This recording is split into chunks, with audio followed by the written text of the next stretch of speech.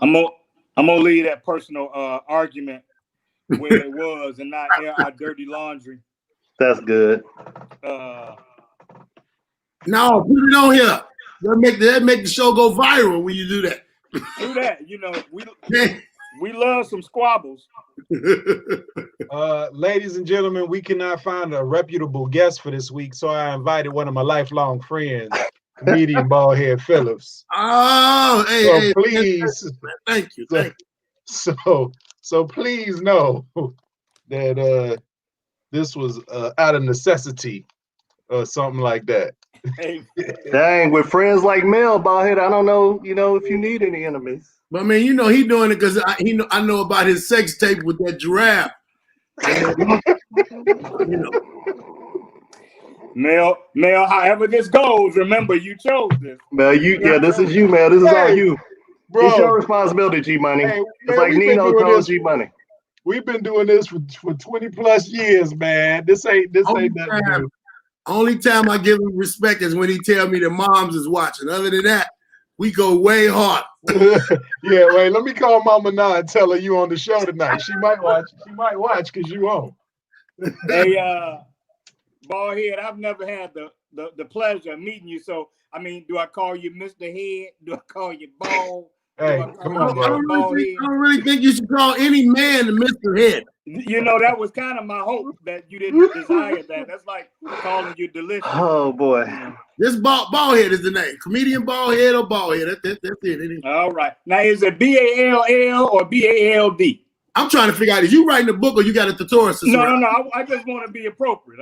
It's Baldhead, B-A-L-D. Baldhead. All right. Now I got you. Okay. I didn't know if the shape of the head was a ball or, I'm just,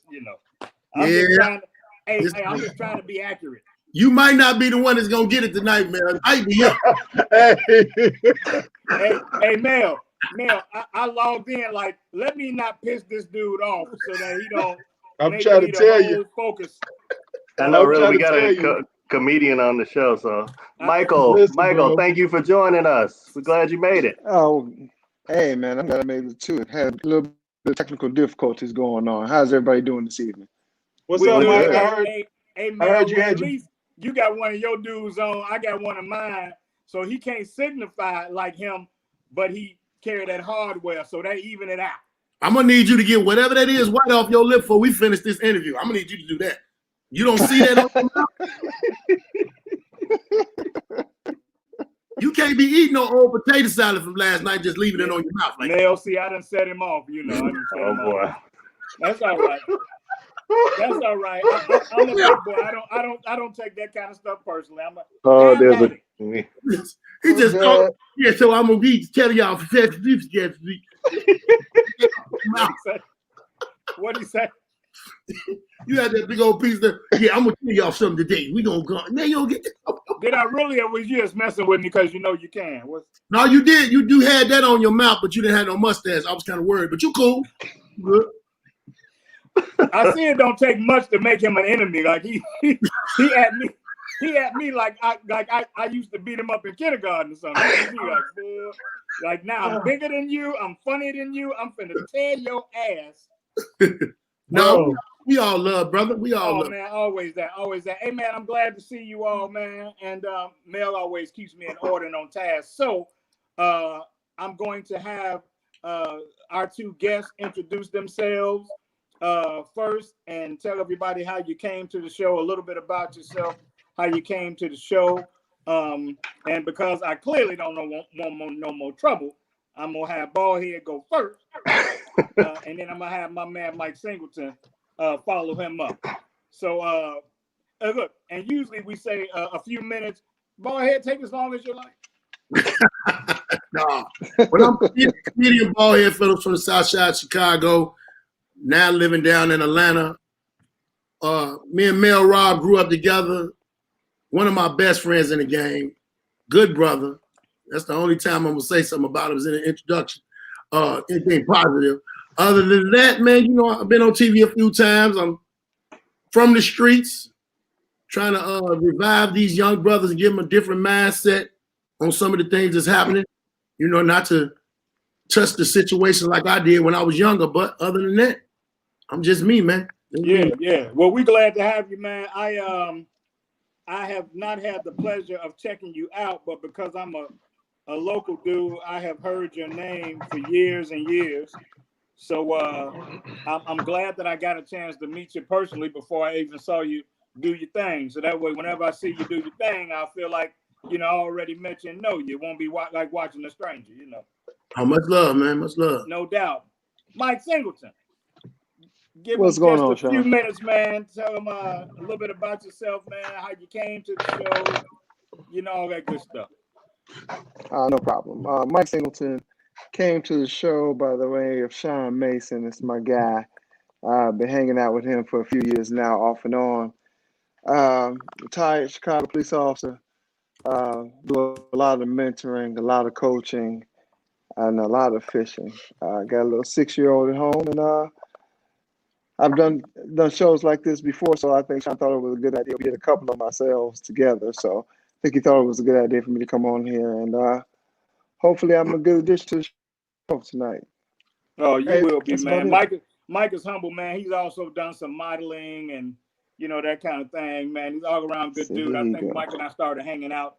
I think we met back in about 2008 or maybe very early in 9. Because I think I really remember the first time us hanging was at Obama's first inauguration party. We were over the Tates. Yeah, that's the first time I had seen you, but we hadn't kicked it. And ever since then, that's my man. So, if oh man, look here. Try to send the link to the inbox, Raj, if you can. I might be able to do something better here. But yeah, man, glad to have you, man. Always glad to have some of my personal friends on, man. And real quick before we dive too deep, Shawn, for those of you that are regular viewers and the people that are in the audience right now, if you could do us a tremendous favor and share this right now to your timeline before we get too deep in the show, so that people are on from the beginning of the conversation and not worrying about what we're talking about. And we're going to have some topics on here tonight that you and your friends are definitely going to want to discuss during and after the show. So go ahead and just share that real quick to your timelines. Tell your neighbor, as Pastor would say, tell your neighbor. Back to you, Mr. Mason, sir. Yeah, I appreciate it. Hey, Glenn, if you don't mind, man, shoot those topics to my Facebook inbox. Since I'm broadcasting from my phone tonight, I can't do double duty and monitor our text conversation. So if you don't mind, shoot those to me, man. And, all right. And let's. Hey, Mike. Hey, Mike, turn your phone to the side. Turn your phone sideways like that. Yeah, Mike. Yeah. Hey, you know how it is, ballhead, when you tall and thin and handsome. You want to give them all the loan. Yeah, Mike. I see. We had more people on at the beginning. I think that's because of Mike. Mm-hmm. Yeah. Y'all ain't tell me the police was gonna be on here. Right. Police. Right. Mike. Retired police. Rob is always trying to get me caught up, man. His phone is your phone not switching, Mike. You can stop. Oh, it's because he probably got a Boost Mobile. Oh, look, it's good. Boost Mobile. Hey, so check this out, man. Check this out. We need to talk about the elephant in the room that ain't really in the room, but that's Mike and Roy, man, fighting tonight. We usually start with something heavy, man, but I want to talk about this right away. What do you all think about it, man? Feel about it? Let me go first since I brought it up. I'm a big fight fan, right? And I follow both of those dudes real, real hard. And I mean, I wasn't a casual fan. I'm a legitimate fight fan. And to see those two cats past their prime, do it, I have no desire. Like ever since it was announced, dude, it's almost like when you don't go to the funeral because you want to remember them how they was. Like I don't even want to see it, dude. Maybe when the news reports come out, if something fantastic happens, I'll be trying to, catch it on YouTube or something. But dude, I have no desire to see it. I don't know about y'all. And Mike at the weigh-in for the first time through all this, when they had him at the first weigh-in, when he was like in a hotel lobby before him and Roy was face to face. Dude, Mike was walking through that mark, looked like he was 70 years old with Tourette's or something. I don't he was stiff and he looked old to me. And I was like, ooh, this is not gonna be good. You must have not seen his training videos since then, bro. Let me I was about to say. Yeah. Hey, you must not have seen his training videos. You could. I'm watching all the training videos. He looked amazing. That's my whole point. But when he walked through that lobby, dude, I was like, whose great grandfather is this? Yeah, he didn't look good, man, to me. But I mean, I'm a huge fan of Mike, and I was a huge fan of Roy. If I had to lean to one side, man, I want the legend of Mike to always be solid. You know what I'm saying? So I hate to say it, but I would want him to put Roy. I don't think you have to worry about that. Roy even said this ain't a good idea. Like, bro. And why is Roy doing it then? Well, hey. Roy's chin been suspect for the last half of his fight. So if Mike the last 10 years. For the last 10 years or so? Yeah, 10 years, about 10 years since he's been getting knocked out. Since Antonio Tarver knocked him out. Like mailmen and shit. It's been real bad. So number one is, why are we paying $50 to see it? Is that like $1 for everybody's age on there? Yeah, what's with that? That's funny. Hey, Raj, I think they're giving half this. I think they're giving to my Facebook inbox. Would you money to charity. What's gonna happen that y'all probably ain't knowing? Mike is going to have major flashback, because I've been watching his podcast, I've been watching his interviews, and Mike be crying, like literally crying, because he said he ain't that person he used to be. He was scared of it, and he wanted to come back. So now that he is about to fight, Mike gonna get in that ring and lose his mind and hit Roy with all the force of his whole old career. And Mike probably gonna go to jail or go to the hospital from a heart attack. One or the other. One or the other. This did scare me, man. You know they're wearing headgear, right? They're not wearing headgear. They wearing all the headgear in the world. They're Mike, have you ever seen Mike hit hard? Not old man hit. Man. Yo, everybody in here, grandfather. I think look, he got the grandfather strength now. Hey man, I think Mike's I don't think Mike's gonna go to a couple of rounds. They approved knockouts, but it's only like 2-minute rounds. It's like 8 2-minute rounds, so they cut it down. It's like senior rules for boxing. Yeah, if somebody gets cut, it's over. So that means Mike can't bite him in the ear. hey, when they were talking to Mike, this is when I think Mike is at his most dangerous. You know, after the weigh-in, Roy was like, you know, you better watch. It's gonna be fireworks. You better watch. So all I'm gonna say, Mike was like, "Damn, it's all that is up to Roy." You know, he was like so meek. And to me, whenever he was like that, like back in his day, was when he was just finna be a terror dude, and he was just like, and whatever, it's, you know, all of that is up to Roy, you know. And I was like, oh shit. Yeah, man, we'll see, man. I guess. Here's a better question: is there any other 50-year-old man you would want to meet in the alley? Yeah, there's an undercard. They have like 3 or 4 fights on the undercard. Oh shit. Well, you right about that though, Mike. I still wouldn't want to meet him in nobody's alley. Yeah. Like, so I wouldn't want to meet him in broad daylight at a coffee shop, bro. I actually sat in front of him at a concert in Vegas one time and was scared. This is just a Stevie Wonder concert. I was still scared. I've been on a plane with him, but like, he's just scary looking. He like that dude where you like, okay, I just need a 9mm. And he got what you gonna do with a 9mm? And then what's funny, man, I was watching Mike weighed in. I was watching Law and Order SVU today, and it was an episode with him. Shawn, I don't know if you can hear Michael when he's talking, because I know Mike has been trying to speak up. Okay, go ahead, Michael. Yeah, I was about to say, I don't know if what's crazy is Mike weighed in at 220 for this fight. When Mike was heavyweight champion, he was only 210, 215. And this is what, darn near 20 years later? And he weighed in at 220. That means he's in heck of a shape for a 50-some-year-old man. And he still has those quick twitch muscles. if you saw his workout, I think if he hits Roy a couple of good times in the body, the fight is over. Really? Yep. Yeah, because Roy had a little powder there. Diarrhea. Straight diarrhea. Did you say diarrhea?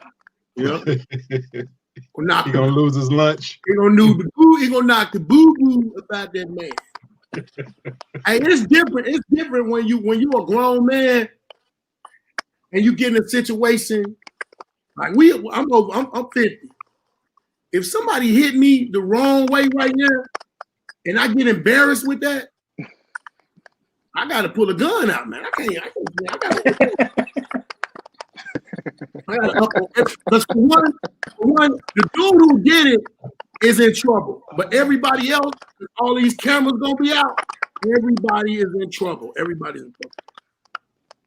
It's a different function going on when that boo-boo bag get loose, baby. And you know them ribs and them kidneys. They different when you're 50. They different when you're 50, man. And When you're 50. And Roy, Mike looked like he's in shape. Roy looked like he's getting into shape. Oh, Different thing, man. That reminded me of that night James Toney fought Evander Holyfield, and he hit him with a body shot, and Evander leg came up off the floor, looked like he just shit all over himself. It was like, it was the most amazing moment. Production team, I keep asking y'all to do something for me. Please send the StreamYard link to my Facebook inbox if you can. I'm trying to get off StreamYard link to my Facebook inbox. I'm trying to get off of this phone. All right. Yeah. y'all got it. Y'all need me to do it. I got it. And let me give y'all a StreamYard tip that I found out. They say that you can stream to 5 different platforms depending on how you pay for it. Just do 4. The reason I say do 4, that's what that typing sound is. You said just do what? Do 4. Do 4 streams like Facebook, what is it, Twitter, all of that. If you do 5, you're gonna get that ghost typing that we hear. That's what that is. We usually don't have no problem. Just a bit. Yeah. Mike the ex-police, we got the StreamYard tab. That's what it is. You was OCD, Mike, wasn't you? Man, you all made me. Did he even hear us? it wasn't me. Did he? I think he It wasn't me. froze I was up. just trying to get out of here at this point. It wasn't me. Huh? He said he got As long as y'all have no priors, you're good. Hey, Glenn, I know that you we talked about some of these cabinet appointments, man. Yeah. Let's talk about it. Yeah, so today or sometime this week, James Clyburn, who's a rep from South Carolina, U.S. rep from South Carolina, I guess complained because Biden hadn't appointed enough blacks to his early appointments, but he's appointed only about 10% of the cabinet. And right, you know, in case right. anybody forgot, to even be making that kind of claim. Right. And in case anybody forgot, the vice president is black, so you know, black and Asian, but black still. And a woman. You know, that kind of counts. It's like everybody's already ready to rush and get their thing in because Biden got elected. And I'm like, everybody needs to chill and slow down. But I don't know. Other people may feel differently about it. But it's like he's only announced 3 or 4 positions. Hey, man, I can't lie, man. I kind of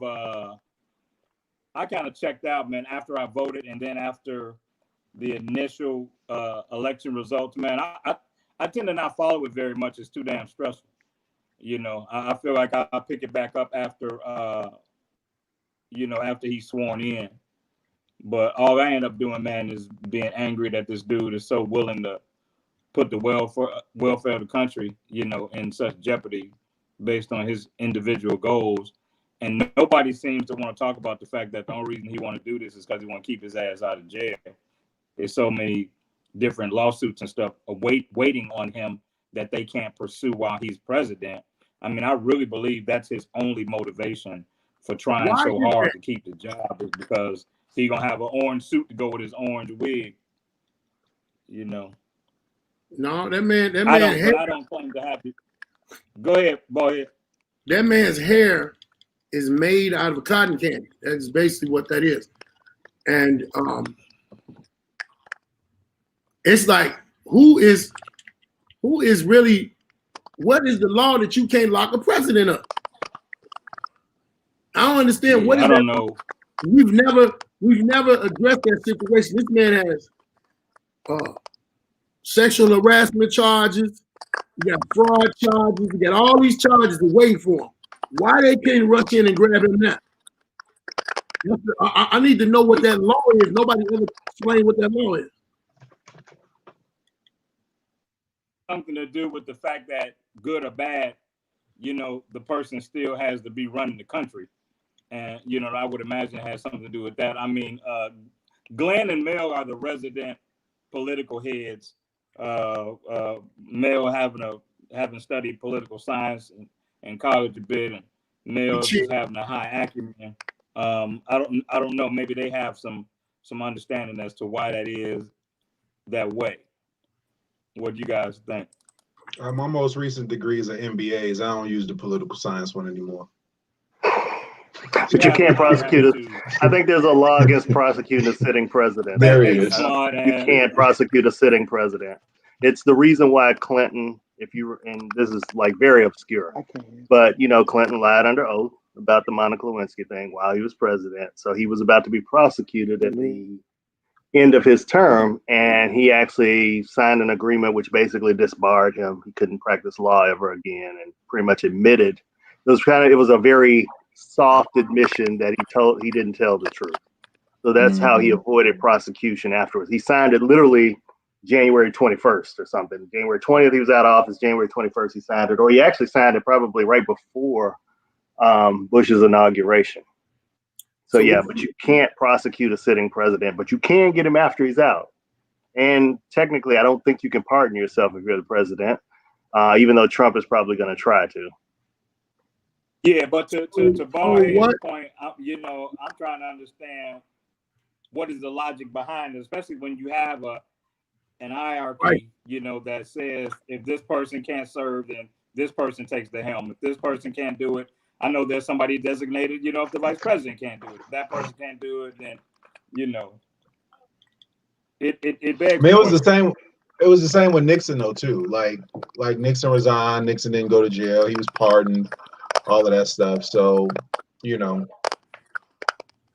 Yeah, it kind of is what it is on that one. Yeah. What do you think is going to happen though? I mean, this dude is not going to stop trying. Does he have any hidden, you know, tricks up his sleeve that, you know, you think he can? Well, that's the other part. Even if he could, can't watch. I'm too afraid he's got something, you know. Even if he could pardon himself, he can exclude himself from federal crimes. The Attorney General of New York is like tightening her braids, waiting on him to get out. She cannot wait. Letitia James is her name, and she can't wait until he gets out of office because she's ready. And I think she's trying to compel his son to testify because their charity basically defrauded a number of people in New York. So he could face prosecution there. There's a sexual harassment suit that's coming against him. So he's got a ton of prosecutions or a ton of lawsuits waiting on him potentially once he gets out. I could easily see him though not being a part of the inauguration. It's, you know, it's not mandatory that he is. I could easily see him not being a part of the inauguration, and when his final day in office is over, or even before then, even though he's under federal watch as far as his security and stuff is concerned, I could see him giving some type of executive order and just be like, leave me alone. Him having a private jet somewhere and flying someplace where he can't be extradited. Oh yeah, that's very possible. Mm-hmm. As early as tomorrow, he might. You know? Yeah, I mean? Like, yeah, because we know he's not coming to the inauguration. Yeah, we know that's not happening. Yeah. You know, he's gonna be like the Chicago parties where they have special invited guests, but they don't ever show up. He the first president that got a non-invite and told him not to come to somebody's funeral, man. the other dude who ran for president, they said the man before the man died, he said, I don't want him at my funeral. I forgot his name. The vice president with the John McCain. John McCain. McCain. Yeah, McCain with the little arms. He said, "Hey man, I don't want him at my funeral. I don't want him at the funeral." And that man, did you just call John McCain a Tyrannosaurus Rex, bro? Like, no, I just said he had little arms, and he did have little arms. But the action that you just did, bro, for real, man. I liked McCain. He was all right. I never said I didn't like McCain, but did McCain gain them little arms and something in the war? He got hurt. Hey man, you don't want to add me on this show. I don't know all that stuff. I just know the man got little arms. Okay, the man got arms. I liked him too. I did. He had little arms. That was pretty gangster though. I can't lie. You know, before you check out, you know, you want to make it clear somebody you can't control who's gonna be there, but you want to make sure that even in death, this dude is not a show. You know. Could you imagine? You got to be really hated that in death I still don't even want to see you. Could you imagine that though? Like in regular life, if we knew anybody that just said you got a non-invite to my funeral. If I'm dead, hey Mason, can you switch devices, bro? Is that me? Yeah, that's what the production team said. I believe it's you. Can you switch devices? I only hear when y'all talk. I will try, man. Wish me luck. Cause it's quiet now. I'll try. What about now? Maybe it's where it was. All right. I don't hear it. I don't hear it now. You're good. See, I only hear it when there it is. There it goes again. Yeah, it's back. I only hear it when you guys talk. Like I don't hear it now. I only hear we hear it all the time. All right, let me. I'm gonna try, man. Wish me luck. Okay, bro. Yep. He's a Terminator. He'll be back.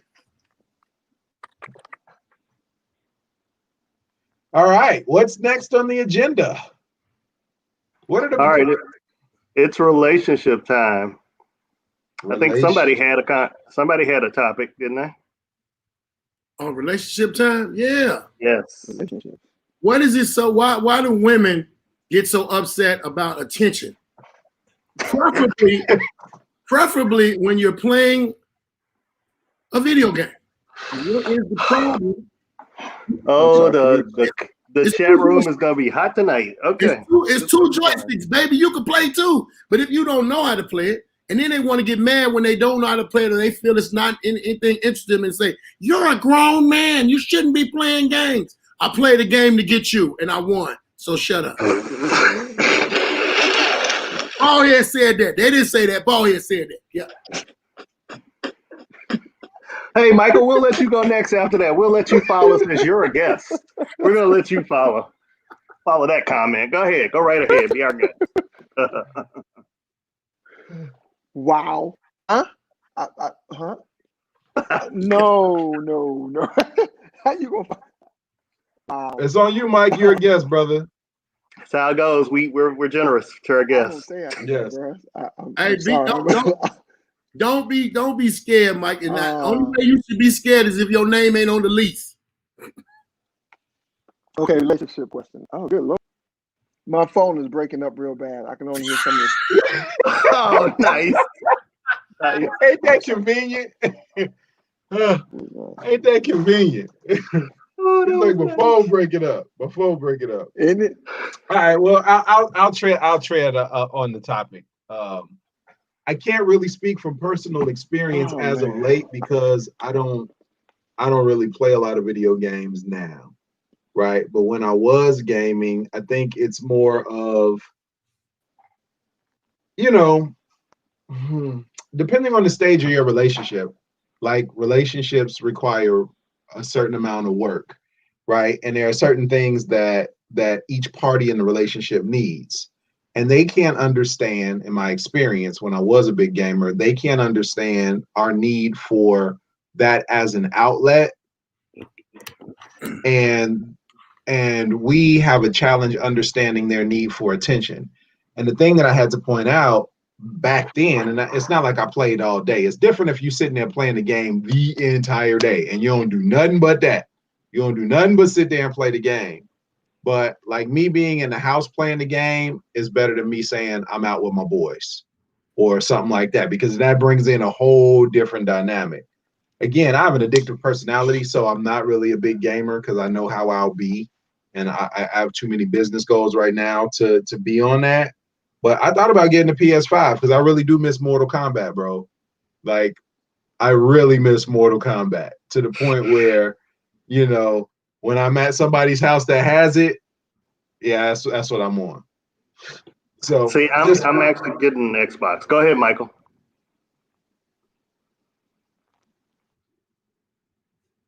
Okay, if I'm honest, first of all, I'm not a big gamer at all.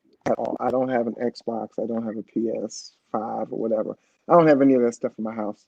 So, but when I did play video games, when I was playing, the woman I was dating at the time didn't make a big deal out of it because it was the one thing that kept me in the house and not on the streets. So it wasn't particularly a problem for her. It was more of a benefit for her. So I think women who do have problems with it because and their other half is spending so much time with the video game. She got the other way, which I suggest they do. Look at it the other way. At least you know where he is, and at least you know what he's doing.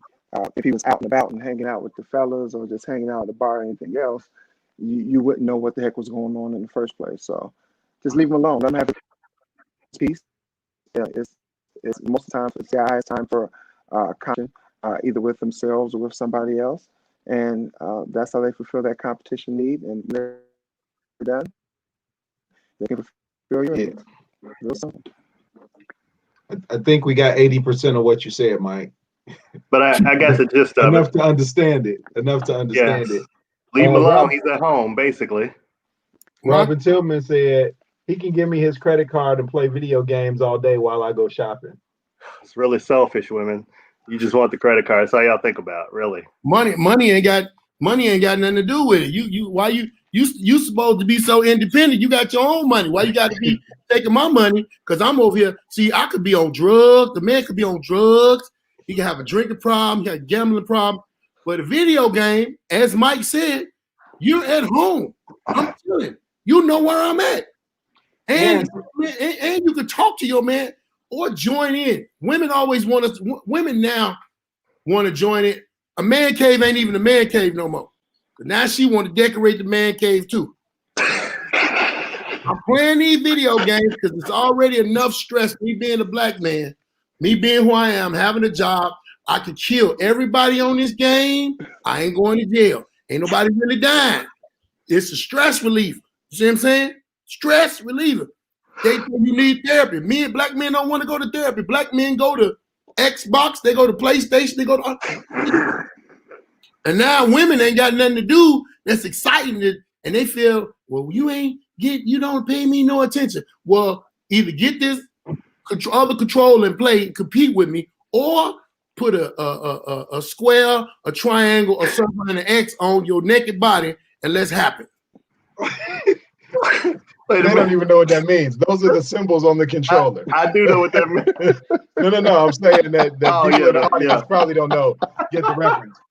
But every now and then there's a show where I can just sit back and drink and enjoy it, and this is one of them. Ballhead, you can just have my parts anytime you want to talk. I'm just gonna sit back and drink and enjoy it. This is good. I'm just gonna call this one in, fellas. I'm here. Thank you. I'm pouring myself a refill. Oh, square. He said a square or a triangle on their body. I love that. That is classic. That's a new highlight. Somebody tell me what I missed, please. So we were talking about women having a challenge with their man playing video games, and Ballhead was saying he was like, join me or put a square, a circle, a triangle, and an X on your naked body, and we can play there. That's right up there with Tiger Stripes. That's right up there with that. That is right up there with that one. Yeah. Tiger Stripes. Oh, by the way, L and Ballhead are cousins. Porter's cousin, yeah. For real. Man, I would not want to be at that family reunion. Yeah, oh my God. Hey, if you're gonna have a family meeting about something serious, you better not invite them to, because y'all never gonna get to it, We're gonna get to it, but it's gonna be fun. It's gonna be fun. One of these nights when I just want to drink, I'm gonna have both of y'all on the show. Oh, you and L. Mel, I know that you have, of all of us, you have seemed to have been the one hit the hardest by COVID, and as it moves around, man, it reached my family this week. Sorry, bro. Yeah, man. I know that feeling all too well. I thought about you because as bad as it was, I was like, but this dude here, it's like, where you have dealt with it, I can't even fathom. But I lost an aunt, man, 2 days ago. She was in her 80s. It was on dialysis, back and forth. She was compromised, and other details about it. But the most significant thing is that COVID was a significant contributor to her not recovering, man. So unfortunately, you feel like as time goes on, it's gonna make its way. And I actually posted something about a week ago and said, I feel bad for those people who have to still listen to people talk about it like it's not real, when they have had actual loss behind it.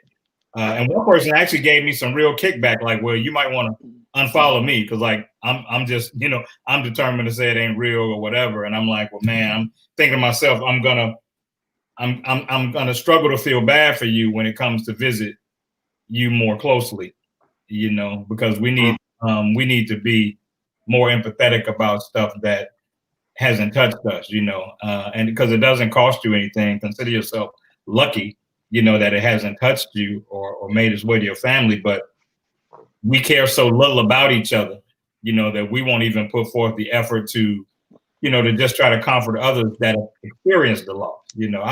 I couldn't imagine myself, man, saying that it wasn't real and knowing people, even if they just felt that was what happened. And I didn't believe it in my heart either. I still would not want to increase their pain. By saying, what they know and what they believe isn't. Yeah, I've never seen so many people with high school degrees think they know medicine. Talking about it just being a flu. I've heard people say it's just a flu. I've heard people say it's a hoax. I've heard people say, well, people die every day in car crashes. Yeah, well, your car can't breathe on me and I die from it, I mean, stupid stuff. Like, just really the level of stupidity, the way we've lowered ourselves to actually reason or not even take reason into account is amazing for me. Mike, you on the front line with it, man, before you bid your fine farewell to the job. Did you feel, man, particularly at risk, or did you see stuff, man, that, being on the front line that made you feel like, man, this is crazy, or what? Because I have a number of police officer friends, and a number of them have acquired the virus just because of the way they have to move around, Yeah. First of all, it was crazy. Second of all, there are a lot of people out there who just don't. I don't see how they don't believe it, but there are a lot of people out there who just don't believe COVID is as dangerous as it is. Moving around in the police department and dealing with COVID in general was not only very difficult, but good Lord, if you're a police officer, you come in contact with people all day, every day. You come in contact with people you know and people you don't know. So, and you have no idea who they've been in contact with.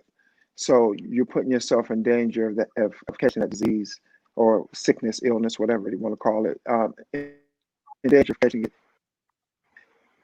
at any and all times.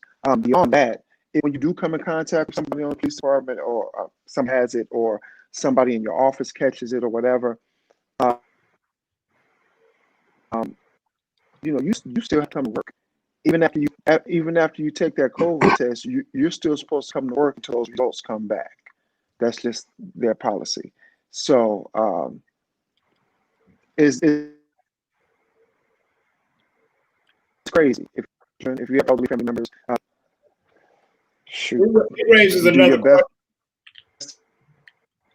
It raises another question for me, man. I went a long period of time without seeing my son. So I went a long period of time without having my son at home because I was working with people. Yeah, another issue of it, man, that comes up for me, man, is that we are so insensitive to people's privacy, you know. And so we find out somebody got the virus, man, and you got people running to Facebook, you know, talking about pray for such and such.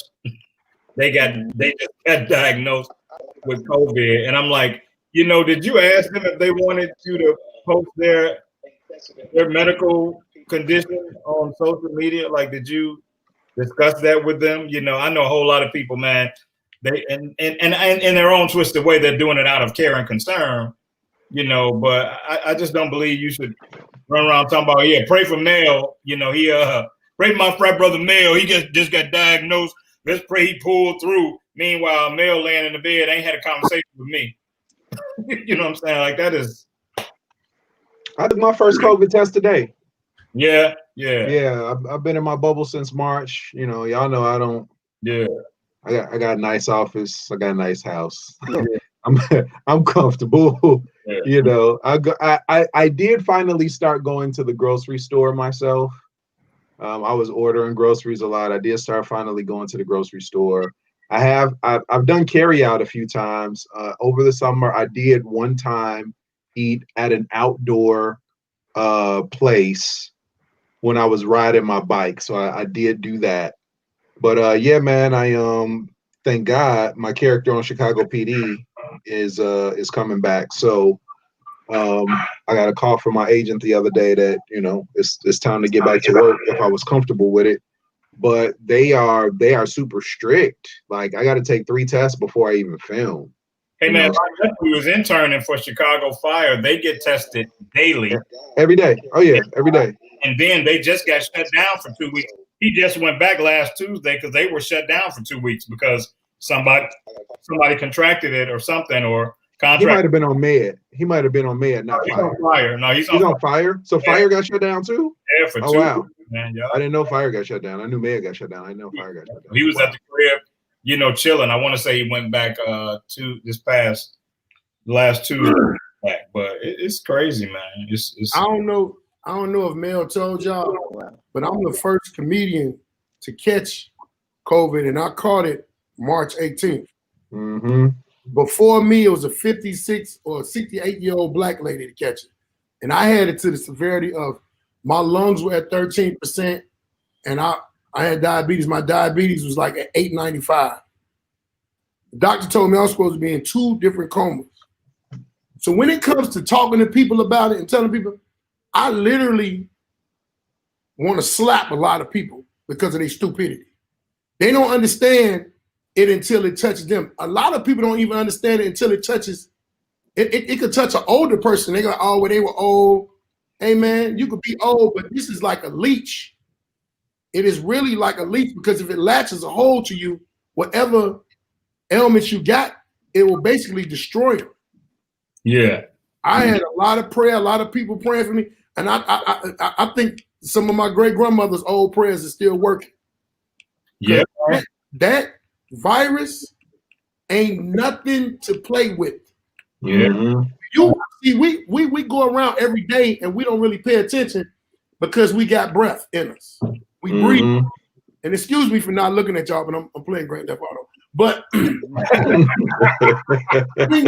when you look at the fact of you got your own breath, but when it is taken away, I was literally breathing. I was literally breathing out of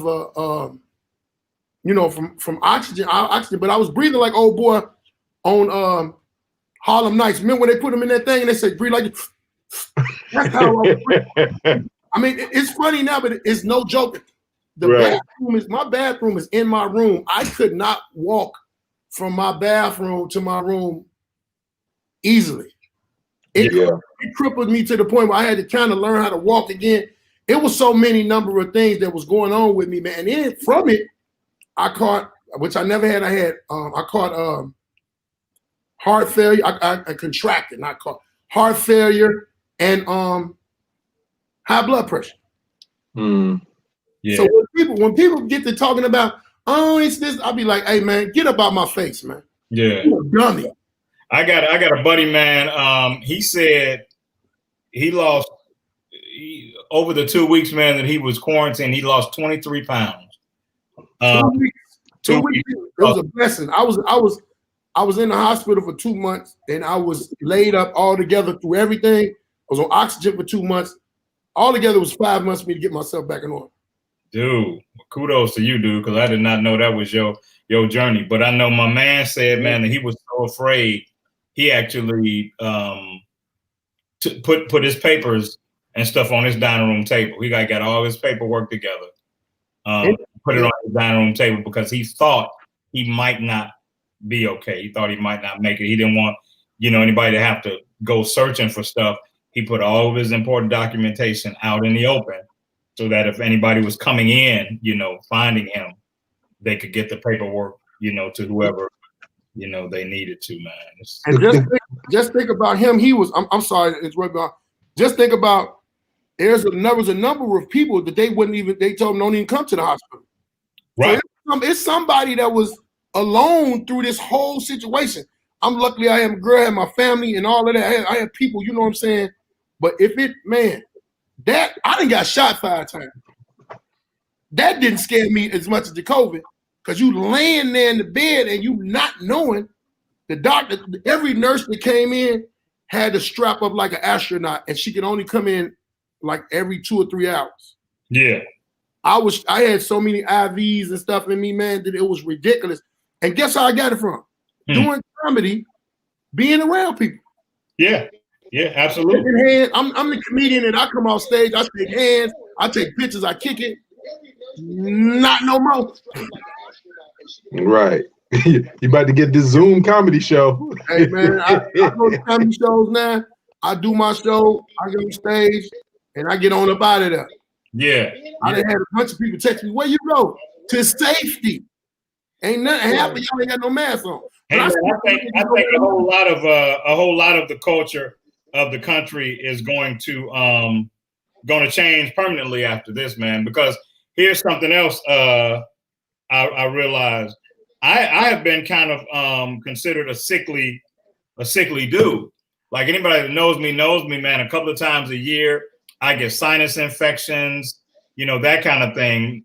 Man, since I've had to take the precautions that I take for COVID, dude, I have not had a single sinus infection since January. I've only had a runny nose twice, and I think that was allergies. So I really believe, man, that, the way we're moving around is kind of really the way we should be moving around, man, just based on the way, germs are passed. Now, I don't know what the report is on reinfection, but I have believed that I had it back in January. I don't know it to be true, but I was so sick in January, man, I had to leave a fraternity event I was shooting because I was just that sick. And it was weeks, man, before I was back on my feet again. So I suspect that I may have had it then, but has anyone heard anything about what the reinfection possibilities or rate looks like now? I know it's real. I know people that have been reinfected. Is that right? I know people personally that have been reinfected. Let me tell you something. I listened to 2 of them so-called woke people. They ass to sleep. The first time they were telling me, you can't catch, black folks can't catch it because of the melanin. Who was the first person to die? Black lady from Chicago. Old black lady. If grandmama can catch it. See, all of this come from us not doing what our great grandmothers or we stopped doing. Wash your hands when you come in this house. Do this. The germaphobe situation that went to the all-time high now with a number of people that got sense. But it's always going to be some dummies around. Mm-hmm. Yeah. And unfortunately, the dumbness spreads across race. There's some black ones, some white ones, some brown ones that's just as stupid as all the others. And that's really the issue, is that for as much as you protect yourself, you do need to stay in your bubble, to Mel's point, because you don't know who's not protecting themselves. You don't know who's not bothered to even take a test to get diagnosed. So you don't know what's going on. And so until there's a vaccine, everybody really needs to be careful. I ain't taking that vaccine. Yeah, I'm not either, dude. So nobody's you about to turn to the Thriller on that vaccine, homie. You might well just give me herpes. I ain't taking it. herpes. And we went to herpes from COVID. I think anybody, well, I shouldn't say anybody, but I think when you think about the history of our people and vaccines, I know, Tuskegee experiment. Yeah, there's enough to be concerned about. And I find it ironic that people who are not of our hue find it so hard to understand why we would not get behind a vaccine. I mean, they can make it and they can give it to anybody who want to take it, but based on their track record with vaccines, I'm not trying to. First of all, if you look at all of these kids now that are supposed to be, what do they call them? When we were coming up, they called them late bloomers. Now they got a whole nother name and medication for something. Back when we was coming up and kid was a late bloomer, the thing to cure his late blooming was an ass whooping. Well, ass whooping is a remedy for most things, just depending on how severe it is, Yeah. You whoop a little ass, it'll get somebody's attention, particularly. But Yeah, them kids, that's ADD. Them kids that they say got ADD. Man, he got ADD. Man, if I slap this kid, he ain't gonna have no ADD no more. He gonna have a soul face and an understanding of what happened. So what I'm trying to explain to y'all is when people can be stupid about the COVID, I'm gonna be stupid about this ADD. Y'all don't want to wear no mask? Slap all them kids that's acting up in the classroom. Right. Who needs Ritalin? They need one need right here. Yeah. I give him a choice. You're gonna get life or dog. The thoughts of comedian Baldhead are his own, and not right. You got to get a disclaimer. Yeah, they better know you. So they're telling us we need to close out on the last topic, which was the best thing that's happened to you in 2020. We want to close on a positive note.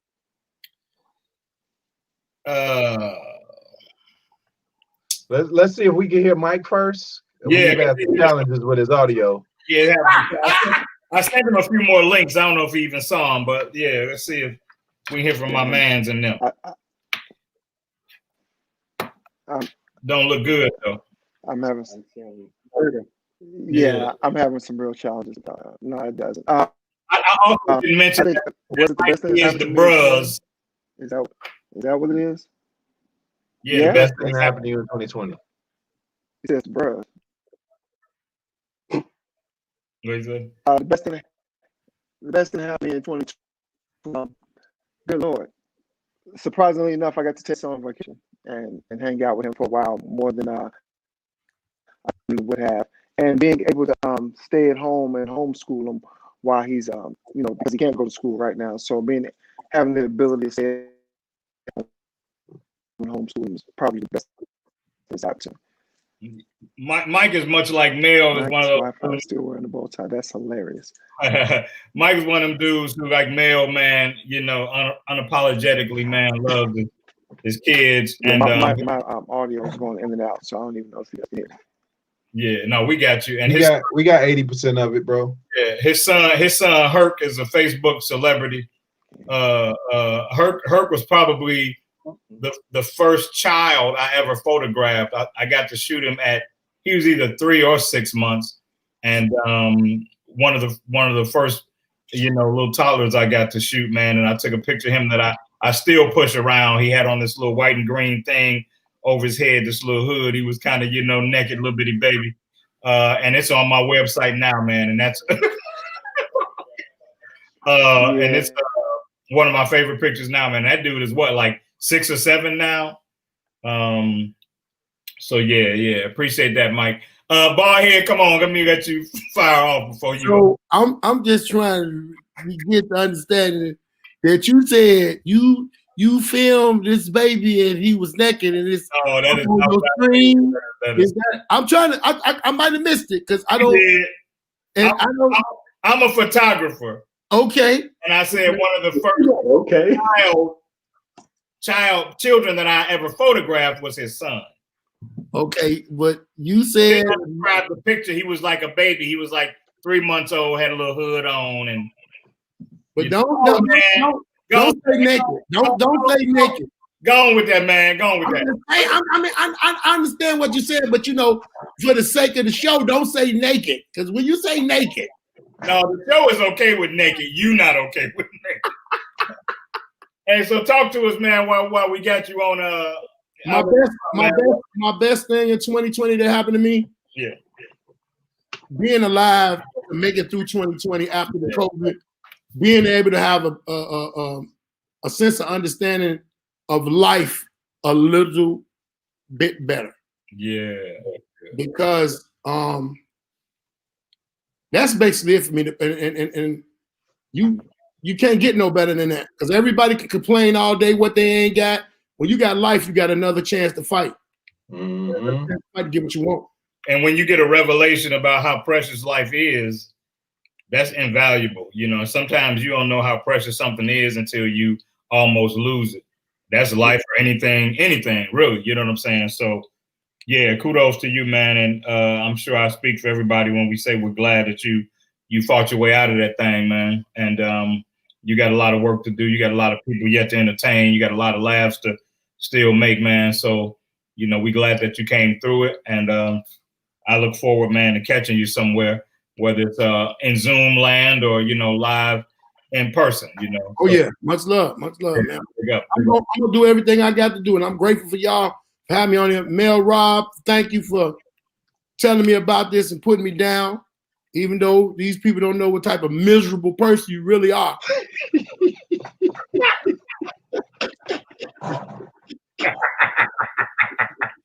Glenn Murray. Yes, sir. What's the best 2020 for you, man? Believe it or not, this show is one of the best things that happened to me for 2020. I got to work with two people that I respect a whole lot. You know, that's the only time I'm gonna say that. So if it's recorded, y'all better dub it, mix it, remix it. He must be talking about Keisha and Raj. Hey, yeah, I didn't assume I was Raj Jackson. Those two people I respect. I'm like Raj and Raj and Keisha. That's what producers about. Co-producers, yes. No, seriously. No, I think this has been good. The feedback that I've gotten after shows, not sure I'm gonna get it after this show, but most of the feedback that I get after shows is so positive. Even when people don't agree with something I said. Something very interesting happened last week. We talked about Trump and we talked about people that voted for him. A good friend of mine that's a Republican came back to me and said, you know, I really appreciate you at least understanding my position. You don't have to agree with me, but I appreciate you recognizing my position. And that meant a lot because we don't always say things that people agree with. We know because we've been kicked out of rooms because of it. Right. But what we're doing, I get so much good feedback that this is positive, that men come together and talk about things that you don't necessarily always hear us talk about. And I think that's an important thing to do. And we've done it now for 21 weeks. And I'm proud of it. I'm proud of what we've done with this show. So that's one of the biggest things I'm proud of in 2020. I mean, there are other things, you know, I got to really sit still and write, which is something that I've always been the cheerleader, but never actually gotten on the field and played a lot. I've always pushed people or bullied them and twisted their arm, and I still do that a lot. But I got to actually do some more writing, so I'm excited about that as well.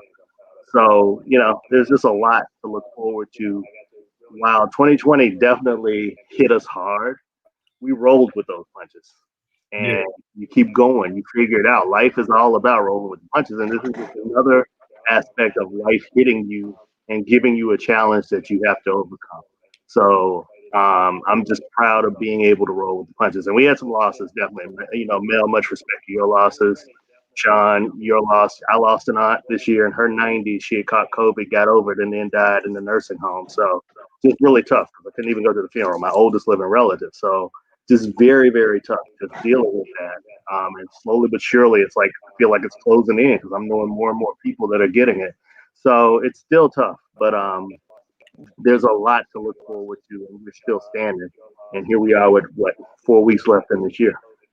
Well, I think, man, on the disagreement thing, man, I think one of the best things to do is show how that's done. And that's something that I think we do on this show, which makes people understand that it can be a reality. We often don't agree, but that doesn't keep us from still vibing and being cool with each other and championing each other, despite the fact that we see things differently. And so I think we model that, you know, quite well especially being one of those, gender types that gets labeled so much. We not only show that we are more layered than people think, but that we can be disagreeably agreeable, and still maintain our relationship. So, Mel, what was the best thing, man, about 2020 for you? I think,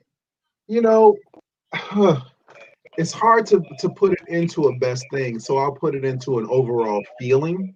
And before you say that, brother, I can hear somebody's broadcast coming through their phone or something. So if anybody has their volume up on their phone or something, yeah, somebody got the show coming through twice. Yeah, cut it down for me. But go ahead, man.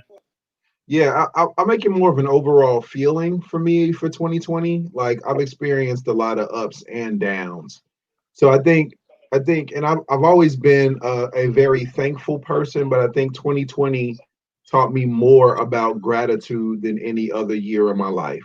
So in spite of everything that has taken place, from the 17 losses that I've had to, a variety of things, I've learned to experience gratitude in a whole new light. Got a couple of MBAs. My youngest daughter, graduated too. Did photo shoots with her. Got her off to college. She's running at a Division I school, track and field, doing exceptionally well. My oldest daughter's thriving, kicking butt out in LA. My parents are still here. Thank God. I have lost some very close family members, but I've learned to appreciate things in an entirely different light, and I've also learned to express my gratitude. It's one thing for me to be writing it down in my gratitude journal, but it's another thing to express to the people that I know, that I love, my friends, my family, and even some of my new friends, man. As a matter of fact, one of them is watching now.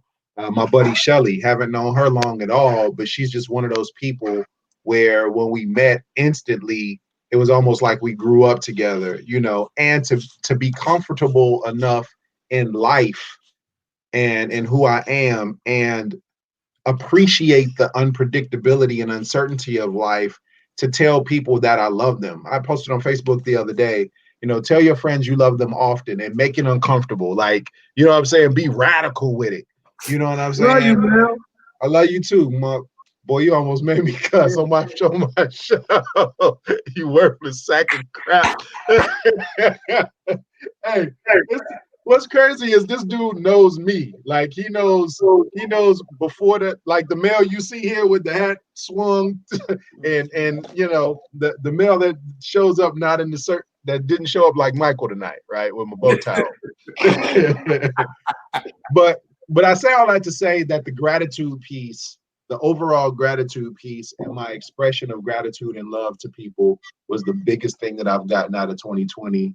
And just saying, man, the fragility of life, although it can be scary at times, it's an amazing thing. It's the fragility of life and knowing that one day it will be over that makes everything so beautiful in the moment. Yeah. I think, man, for me, man, I found a particular comfort in peace, just being at peace with everything, good or bad, and realizing that it's okay, whatever state it's in, if it's in a broken state or if it's in an ideal state.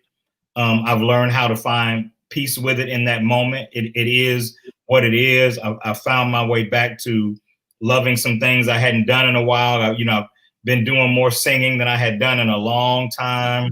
Found my way toward my entrepreneurial side. I think, like Glenn, I know Mel is the one who's always saying that he slowed down. I think there's so much value, man, in slowing down. We don't realize what we're missing by moving so fast, because moving so fast becomes so normal for us that, I think sometimes if you don't have peace with being by yourself, when you have to slow down, you're not comfortable just being by yourself, and I can sit in my place, man, for 3 days, never leave, never interact with anybody, and be okay. Because if anything, I've learned to be, and it's biblical as well, but to be wherewith content, with however it is. And I'm still hungry. I'm still ambitious. I still want to do things, but I've learned to be okay in the moment, even if the moment isn't perfect or the way I envisioned it or the way I always saw it playing out, man. So I'm grateful for you guys, man. I know that we had a few hiccups and bumps in the road that we don't usually have. Me struggling to get on, Mike having some audio video problems. But I still wouldn't trade it, man. This is week 21. And you guys, man, have been a huge, huge blessing for me. This show has been a huge blessing for me. And I'm so glad the production team allowed me to get involved, man. And Jamie, I owe you a phone call too. I know that. Yeah. So yeah, man, I'm just glad, man. I'm glad about life, man, because you don't know how much is left, you know, and I'm learning to be at peace with that reality too, you know. So whatever's going on today is what matters. And I want to make that moment the best it can be, man. So, hey, man, till next Saturday, man. You got something, Mel? Hey, yeah, can you sing a little bit of "Don't Worry, Be Happy" for us, man, or some happy song before we get out of here, bro? No, yeah, for real. Like, I love that song, bro. Or some happy song, man. Give us something. You the singer. Give us something. Sing Happy People, man, by Frankie Beverly May. We happy people, men. Happy people. I'm just trying to get the. I've got myself to remind me of love, my heart and my mind. I believe in these happy feelings in the air, touching people everywhere. All right, that's it. Hey, next time, Mike DeBruz, next time we'll have better audio, man, because I want you to get involved, man. Love all you guys. Big head, ball head, I'm going to catch you, man, in PA, man. I ain't going to let you know who I was. I don't want you to, you know, put me on blast in the audience or nothing. Hey, man, I know who you is. You the only man ain't got no mustache, but got a goatee. That would be me. That would be Thank you, NDTV and G-Rose Production. Don't leave. Camped out at home for COVID? Join us, Indie TV, where you will see the talk shows, movies, drama, action, and comedy. Be the first and see it first. Sign up now for free at Indie TV.